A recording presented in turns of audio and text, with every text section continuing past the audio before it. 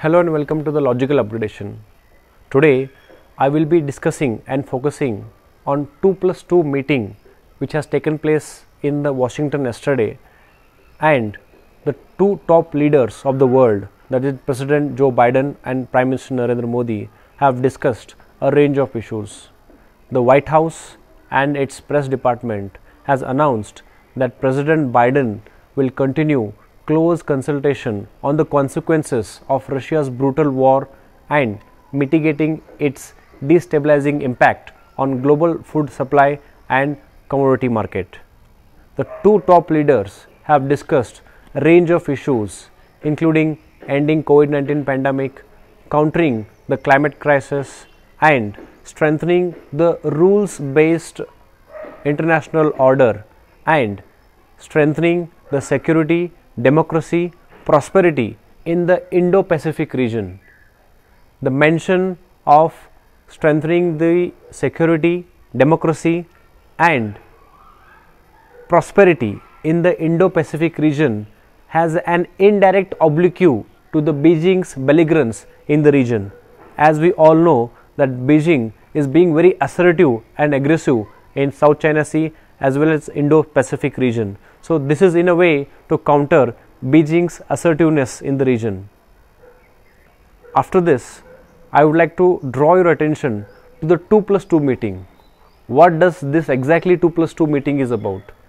2+2, two top ministers from Indian side and two top minister, that is secretary they call them in the US, not ministers, because they have a presidential form of democracy and we have a parliamentary form of democracy. So two top ministers from India, that is External Affairs Minister, Foreign Minister Dr. S. Jaishankar and Defense Minister Rajnath Singh, and their counterpart Secretary of State Antony J. Blinken and Secretary of Defense Austin Lloyd, have met and discussed in person a range of issues. This meeting has a background and backdrop of Deputy National Security Advisor to the US Dalip Singh recently visited in the last month, and as I have discussed in the last video, the Deputy National Security Advisor of the US Dalip Singh has warned countries including India who are trying to bypass, who are attempting to circumvent the sanctions imposed by Washington on Russia, Moscow. India and Moscow, New Delhi and Moscow, they are in close coordination. They are working day and night to find an alternative to the dollar-based payment mechanism, and to substitute that, in the New Delhi and Moscow trying to establish a rupee, our currency, and ruble, Russia's currency, for an alternative payment system for trade and business.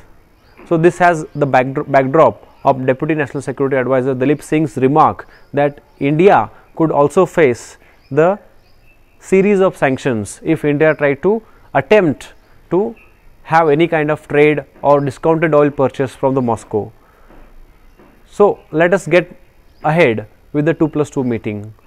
This is a very serious meeting which has taken place. It is a meeting which has been taking place annually on yearly basis, but this year the clouds of Russia-Ukraine war dominated the meeting, and Washington pursued very hard, tried its very best to convince India to take a hard stand and line against Moscow.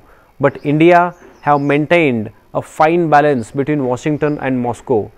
India's diplomatically and carefully crafted messaging to both Washington and Moscow is praiseworthy. Above it, our External Affairs Minister Jaishankar, when asked about India buying discounted oil, on this note, on this question, he sharply remarked and responded to the US media persons that Europe is purchasing more oil than India is purchasing. So in a way, it is a very assertive foreign policy, and on the same time maintaining the politeness and humbleness. So under the leadership of S. Jaishankar, India has given a sharp and befitting reply being in Washington. So it is a very rare occasion that India's foreign policy is evolving in such a way. Moving further and concluding remark of this meeting, the meeting has a series of pacts signed memorandum of understanding by both the parties. So the details are not published yet. In the next coming video, I will try to cover what are the pacts and what are the memorandum of understanding MOU have signed by both the parties. So this is it for the video. Thank you. Stay tuned.